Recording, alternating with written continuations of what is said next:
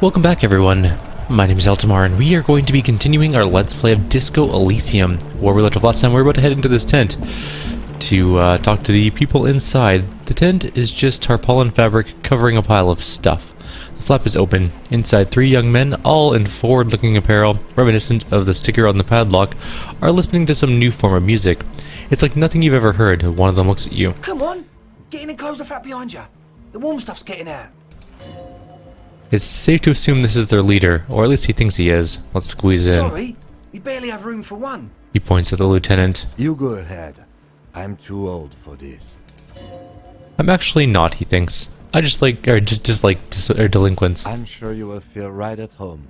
I'll keep watch. He gestures for you to squeeze in. How tightly packed is this place, I wonder? Also, the music's not bad, to be honest.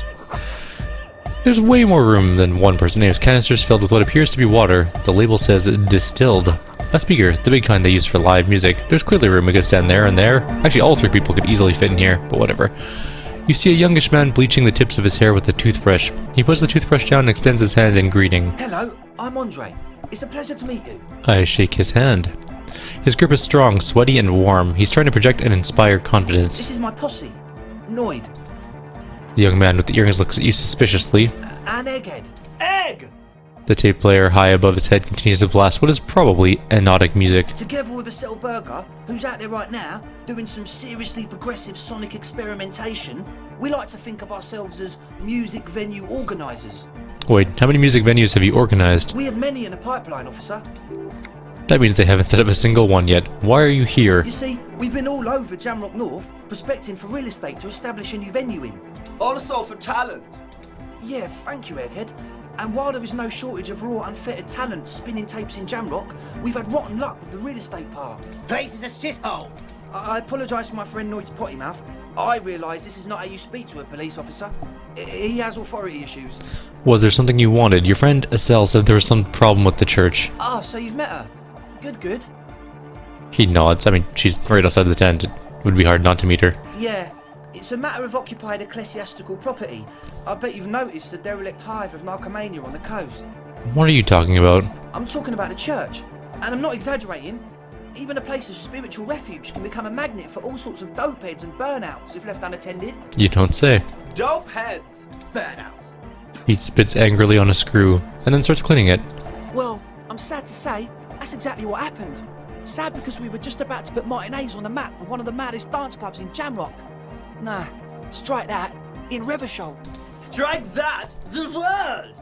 And sadder yet, because the dopeheads and burnouts holed up in there were the worst kind. He leans back a little, watching you with a steady, serious gaze, letting you imagine just how bad these dopeheads and burnouts really are. Good, this calls for an opinion. You're an expert on those. I won't stand for narcomaniacs of any kind. No narcomaniacs on my watch. I shake my head gravely. Yes, and the worst part is, they're kinda spooky. What do you mean by spooky? I was hoping to be the judge of that, officer. All I can say is, their spookiness is the kind that keeps us from restoring this church into a community center, and a place of spiritual refuge. Also, they don't heat or clean the building. Shit's gonna collapse. People just want to spin tapes without them spooking it up. Place has bad signs? No one can dance like that. Thank you, Egghead. He turns to you. So you're gonna look into it?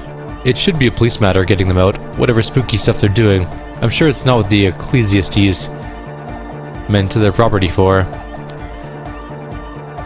I'll take a look into it. Tell me more.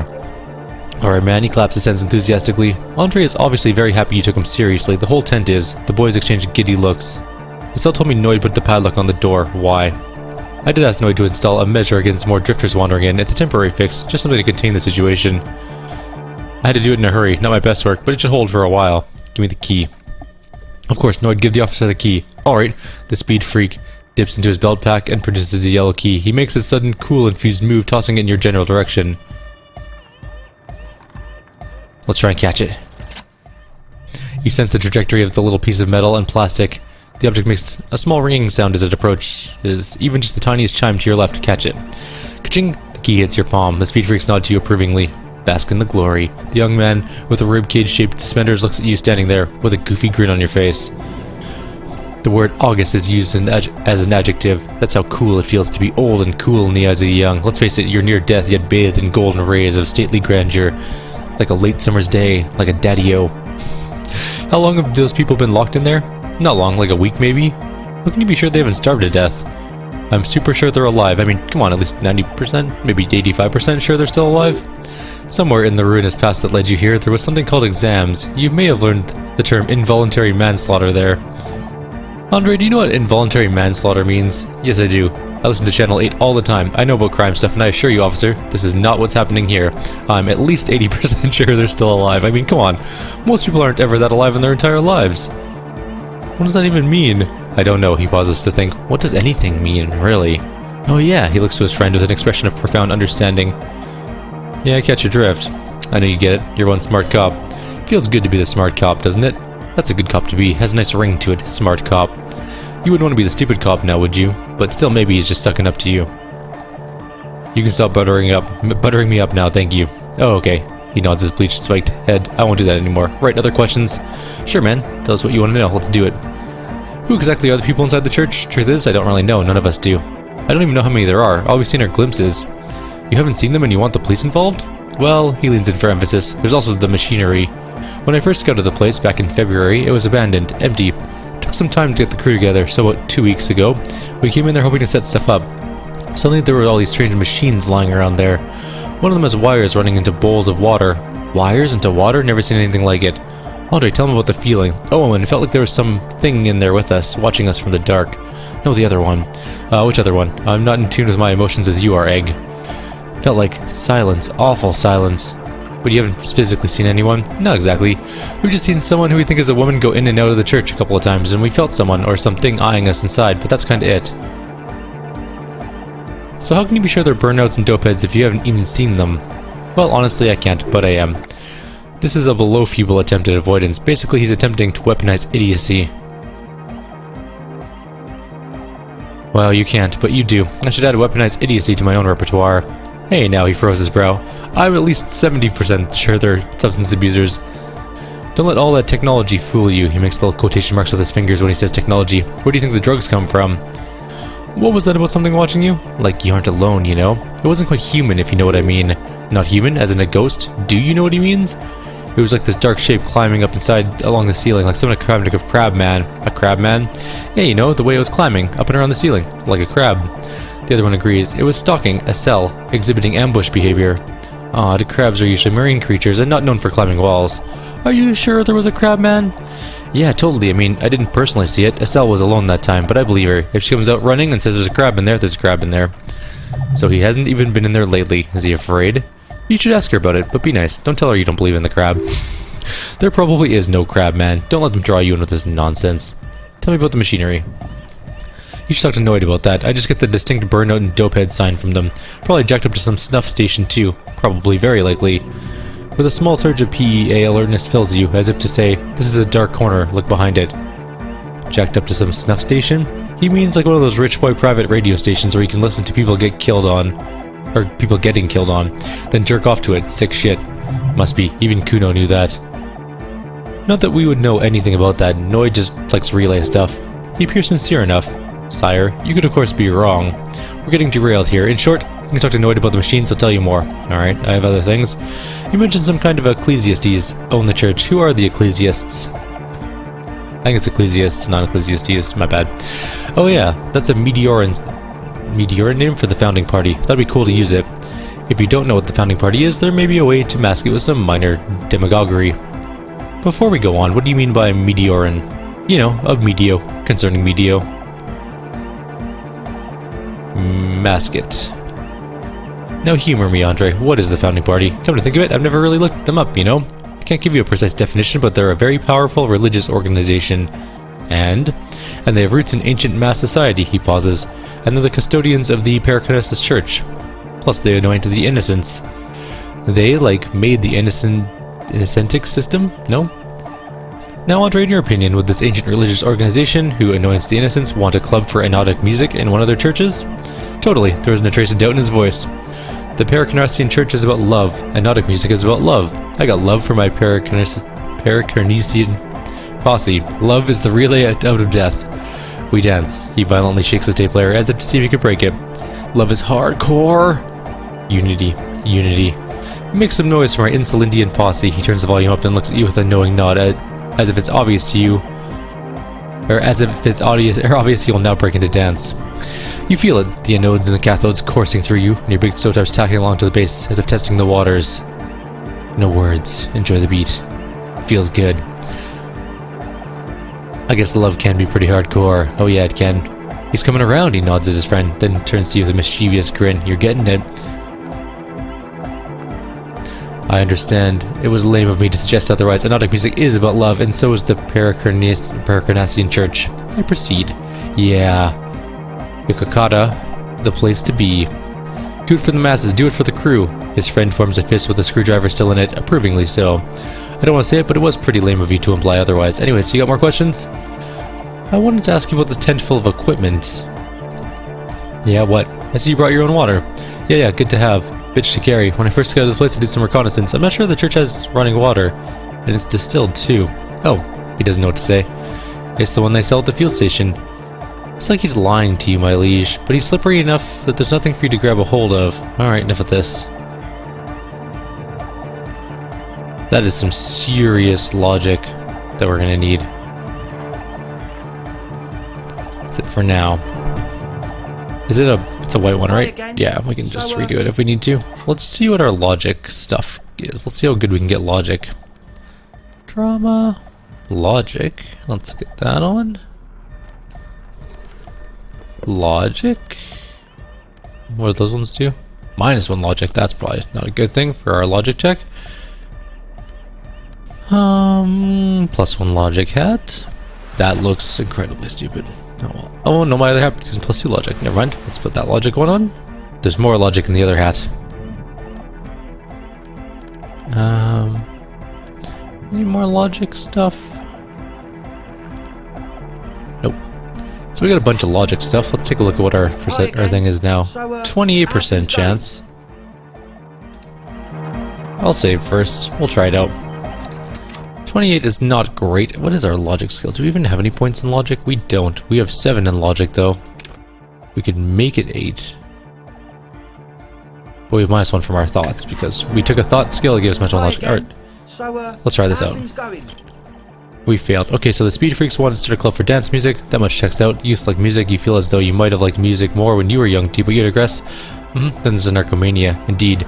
So one of them came upon the abandoned church. They wanted to turn it into a club for dance music, but the agents of narcomania have overrun it.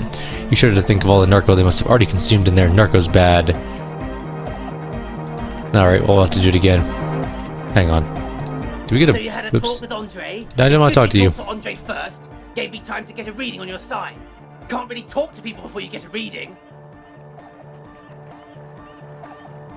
Okay, I'm going to read both of these. So you had to talk with Andre, and now you want to discuss things with Noid. Good. Skin shows through the holes in the Speed Freak's too large sweater. In front of him, an open toolbox full of carpentry tools and parts. And then he said his thing that he just said. He runs his hand through his hair, which is combed back with mock seriousness, and continues to fiddle with some gears. I saw a sticker on the padlock. Can you tell me anything about it? A sticker? You mean the yellow one? Can you describe it to me? Interesting. He wants you to describe it, though he already knows what it looks like. I mean this one. I show the sticker on my ledger. Oh wow, right on your cop ledger. You like it? Yeah, it's cool. It is cool, but it's also more than that, much more. What's it supposed to be? A dead guy smiling. And what does it mean? Why is the dead guy smiling? He defeated history. We're living in the age of history, and in the eyes of history, we're already always dead. How can we ever smile then? Because history is a lie, and so are its deaths. The present moment and life are hardcore. Hardcore expels death. He thinks, or maybe he's not dead, maybe he's just ecstatic about the beats. Or drugged out of his mind, come to think about it. He could be drugged out of his mind. Or drunk, or in a clinical coma, or glad to be dead, but those versions suck. What makes the sticker so modern? Simplicity. Was brought to us by classical, Soleist modernism, but that was a tasteful, harmonious simplicity, right? Well, hardcore is not tasteful or outwardly harmonious. It's a warning shot. This will be dangerous. The echo of a man's loss haunting him. The sticker, the clothes, the music, same thing. You came up with the stuff by yourself? Not alone. Many people are thinking the same thing right now. There's a gathering at the Elysium. The beat is the same for all. All right, let's not do that. Sign? Yeah, gotta compare. See if we align. Interesting. I suck at socializing, man. Even now, our sign synchronization is way off, but I'll see what I can do. He needs to arrange his tools. What about now? Are the signs alright now? No, still strongly out of sync. Stage gamma disalignment. What? He examines the small metal bolt in his hand. You heard me. Tell me about the machines you saw in the church. He cringes. Weird stuff. Specialized. There was a data processor and some sort of long wave machinery. Wires going into water gives off a spy sign or some fucked up Sumerian science sign. You know, the kind that goes headfirst into the supernatural. The People's Republic of Samara is a product of Revachel's sister evolution on the Grat Isla. It's known as a severely degenerated rogue state.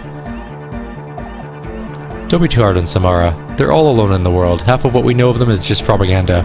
I know, man. I'm just talking about the aesthetic. What's wrong with the supernatural? Nothing's wrong with it. It should definitely be researched. You can do some sick shit with it, though.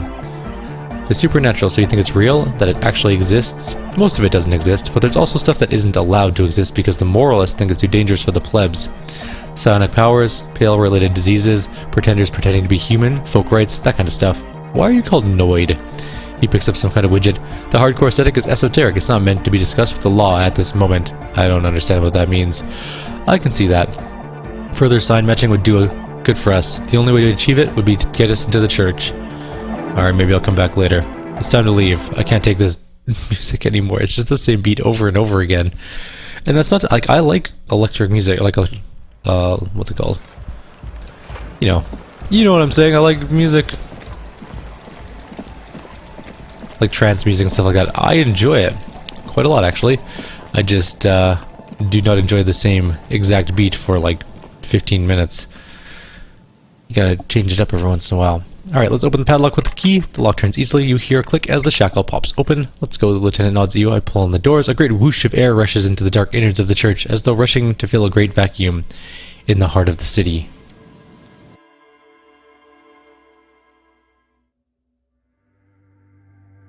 Wow, this place is really kind of awesome looking and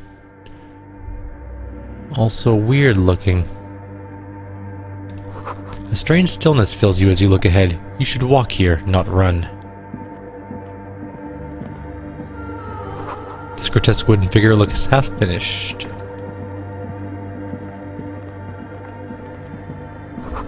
More of the forked lightning pattern you saw outside. Bark beetles? No, it looks intentional. Some long forgotten style. We're getting some free money from these green Orbeez. The blackboard is filled with complex equations. They look recent. Something's going on here. Something cool. The bowl is filled with water. A live wire runs directly into it. Something to do with the radio frequencies? Could these wires work as contact microphones? We lost whatever the last... oh, there it is. The silence in this part of the church is almost palpable. All the shifting matter and shuffling of living things is gone. Nothing seems to exist beyond the church anymore. Maybe if you were to stand in just the right spot, even your footsteps would be completely silent. Wait, I think I still hear something. And then it's gone. Almost all of it, but for the faintest of hums. It seems that sound here is detached from its source somehow, if not blotted out outright. Truly unusual. You can hardly hear your own breathing. I yell as loud as I can. Your voice is barely audible, not a howl, but the softest of whimpers. I stomp my feet and clap my hands. You produce a few muffled thumps, after which the sound feels even more total somehow. What's happening, Kim? Lieutenant points to his ears and shakes his head. Then he leans closer. Can you hear anything? Almost nothing. It's beginning to worry me. The church has a strange acoustic, some kind of engineering trick. Maybe the church was designed this way to prevent boisterous activity, singing and dancing on its premises. Maybe they wanted to discourage singing and dancing. Could be. He doesn't seem entirely convinced, though. Let's continue. Let's try another thing.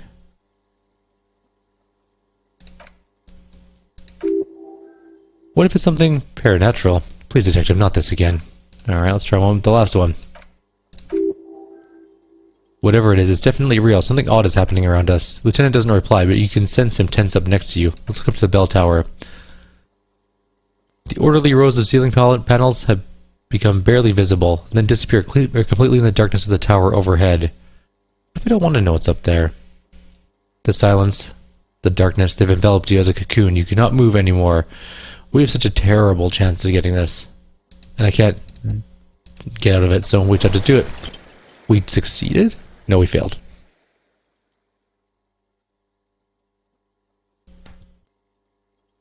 We got +1 health. Or we died?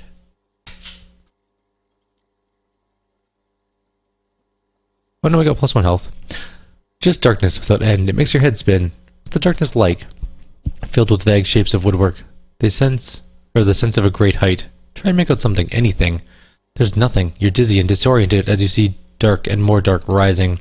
Officer, what are you looking at? He follows your gaze, attempting to see whatever it is you're looking at. I blink. There is somebody there. You see something hanging from the rafters, looking straight at you with dark eyes. Maybe it's possible to talk to it. We'll get to it in a minute. Those are the things to do first, like get shoes. A cracked pane of glass. Colorful.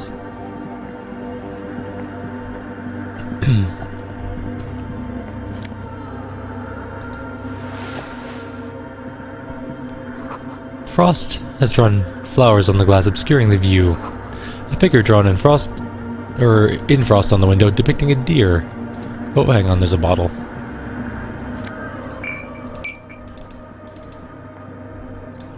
I'm just gonna quickly grab the rest of this stuff. A spider has spun its web around this wood-carved pillar. Oh, wait to go the other way. There's shoes and some money on the table, then we'll talk to the strange person up in the rafters. Whoever that is, they look kinda spooky. +1 empathy boots, or shoes, I guess I should say.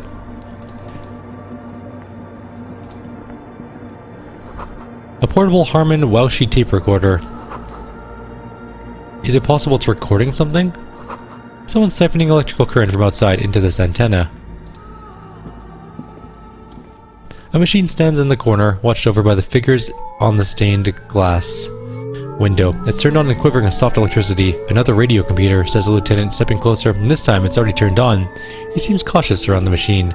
We should leave. I doubt this place bears any connection to the case. Wait, just let me investigate it. I step behind the computer. You see fluorescent play and print buttons on the keyboard. A hatch connected to the central component is wide open. The lieutenant says nothing. You see the machine's glowing frame reflected back from a diamond-shaped glass. You're free to proceed. What's in the compartment? Behind the hatch sits a cube-like crisscross of filaments, smoldering in the dark like fireflies. Silver tape on the side says in a black marker, Log Feb to March. Another filament memory. Press play to talk with the repeater. Sure. The speaker comes to life. Static seeps through the machine's planar magnetic driver. An old lady greets you. Her voice sounds 100 years old. Good evening, Fortress Accident on St. Brun. This is the East Insulindian Repeater Station 1. Please repeat, is this a personal log? It's the same old woman you spoke with through the radio computer in the doomed commercial area. Yvonne, it's me again. How are you? Good, thank you. It's not clear whether she recognizes your voice. Please repeat. Is this the personal log?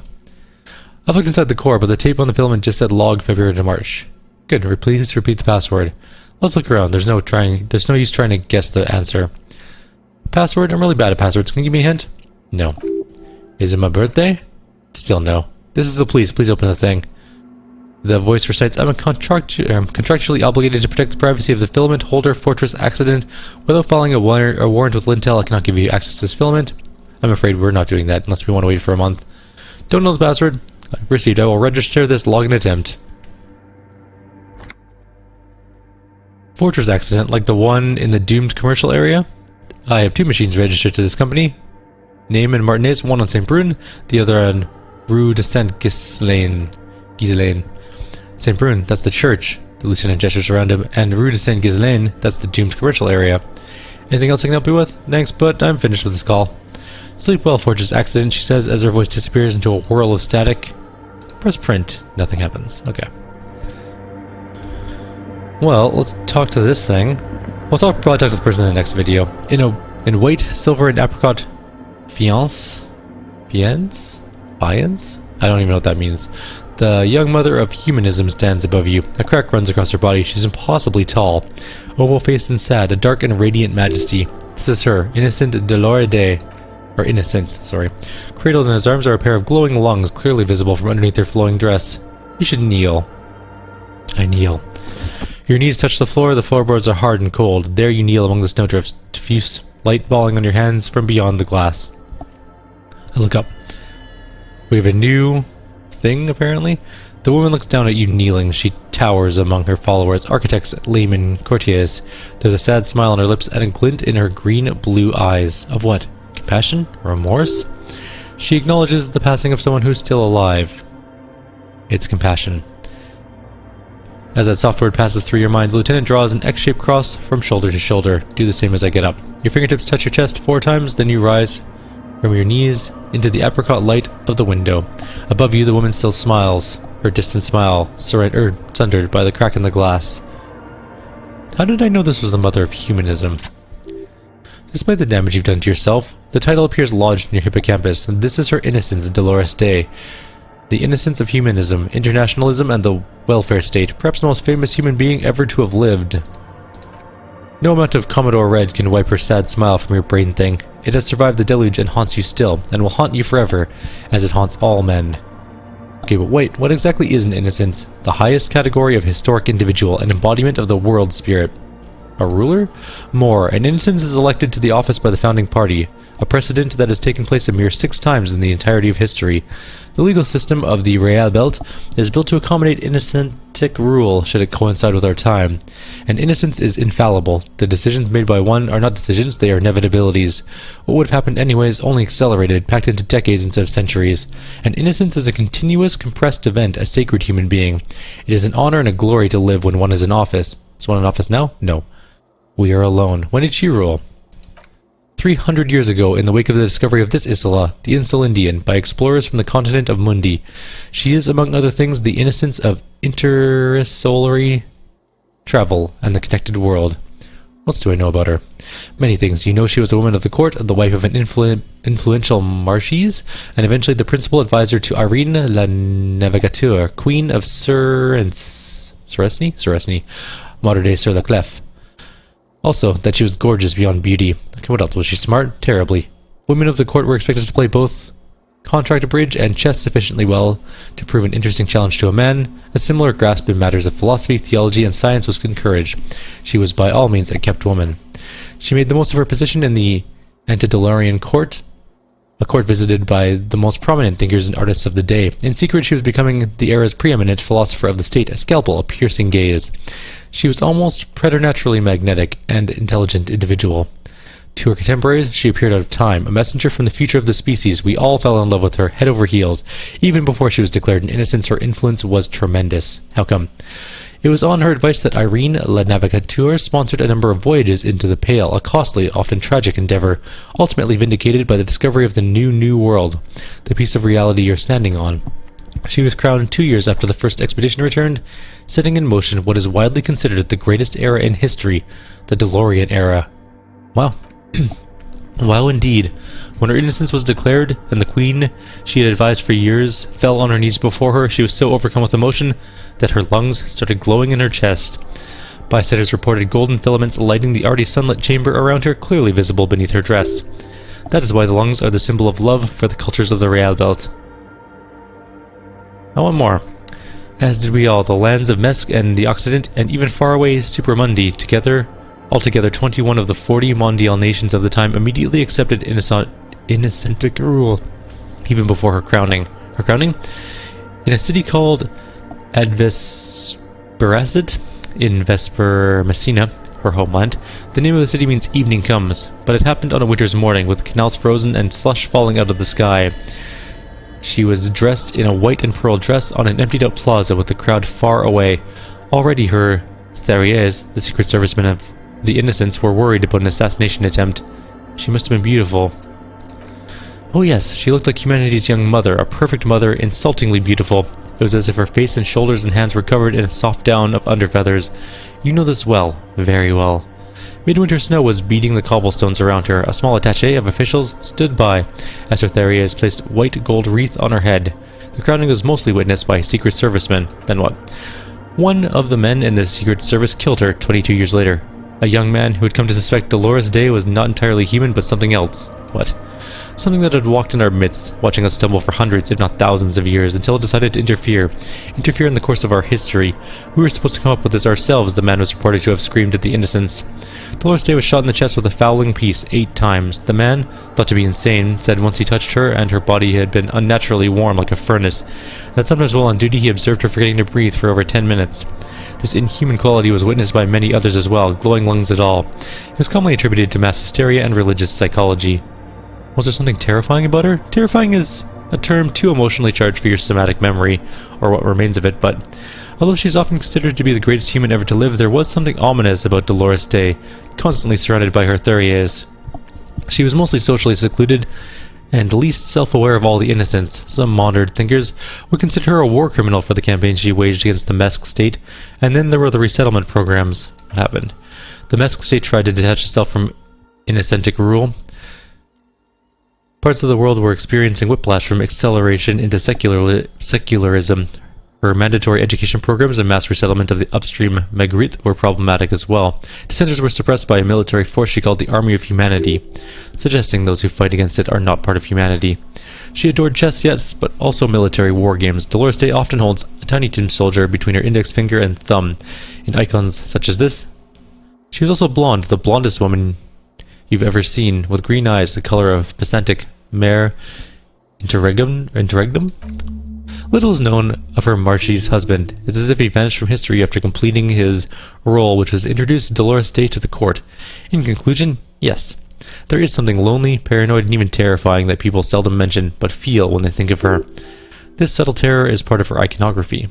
Lieutenant Yefriter, you've stood there for over 5 minutes, the lieutenant's calm voice echoes in the cold air of the church. What are you thinking of, if I may ask? Why did we tolerate this bourgeois woman that long before we shot her? She introduced us to the idea of public education, retirement, and modern diplomacy. He takes off his glasses to clean them. Either way, this church, we shouldn't linger here. This isn't a good place to get lost in. We can try and visual challenge it. We did. A jigsaw of broken shards falls into place in front of you, a ghostly reconstruction of the stained glass window. Before it was shattered, there was an older woman beneath the younger one, and a text, a leitmotiv, below them both. What shattered the mosaic?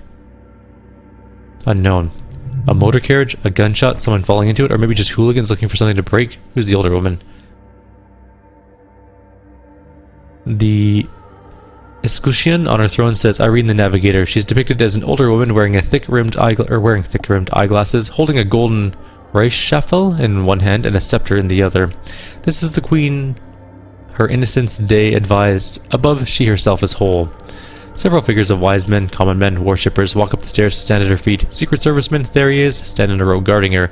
Must have taken years to produce this work in all its dizzying detail. The motto, what does it say? Below both women, in luminous black letter, Après la vie, mort après la mort. La vie de novio? La vie de novio? Something like that. And then on the left side, Après le monde, la gris, Après la gris, le monde de nouveau.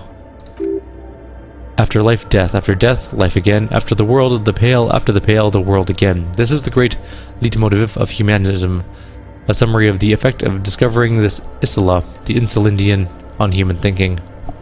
A tremendous sea change, akin to finding life after death. Lieutenant, this used to say after life, death. After death, life again. He nods. After the world, the pale. After the pale, the world again. This exaltation is common in Delorian sacralism. In the early years, it was even incorporated as the RCM slogan. No more, however. Why? It was deemed subservient, to use a strongly moral interrelated motto. We've always expected of bootlicking. The sentence was also seen as too feminine. It was a macho thing. What's our motto now? Justice, union, prudence, and force. I like the other one better. So do I. Alright, let's step back. We are actually out of time on this video. We're going to turn her away. But we did finish 2 things.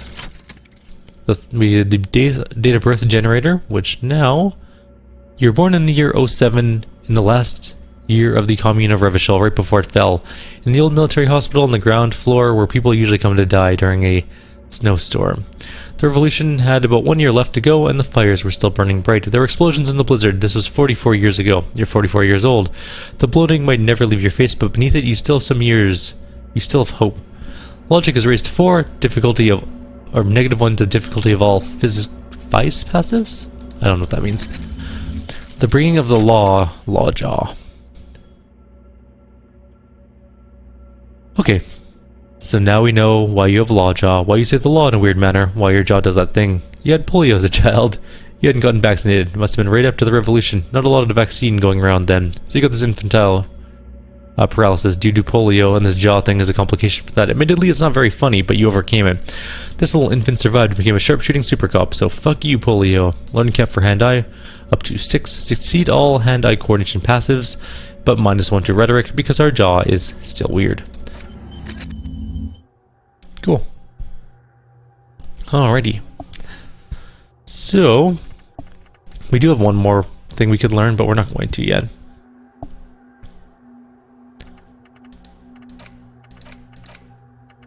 We're also at 12 out of 100 experience. Means we have 1 skill point currently. We haven't put it into anything yet. Oh, we had 2 skill points. Oh well. I guess we'll just have to wait and see what we do with it later on. Hey, her Innocence Dolores Day liked the little figurines, right? Liked holding the little men between your fingers, remember? What? You have the headless Valen Rider figurine. You should give it to her. Win her back. I should, yes. This is a task of mine now. So very, very nifty. Nifty mysterious. This is surely what the figurines are for. Is it though? We're just going to read this one last thing. 2 decks of reel-to-reel tapes spinning on empty. Okay, we're going to end the video here. In the next video, we are going to go talk to the strange figure. And then we're going to head to the body and send Lieutenant Kim to take it away. Because it's already 9 o'clock. We're already running a pretty late time. Like always, if you have any suggestions or comments, please leave them below. Otherwise, I'll see you all next time. Take care.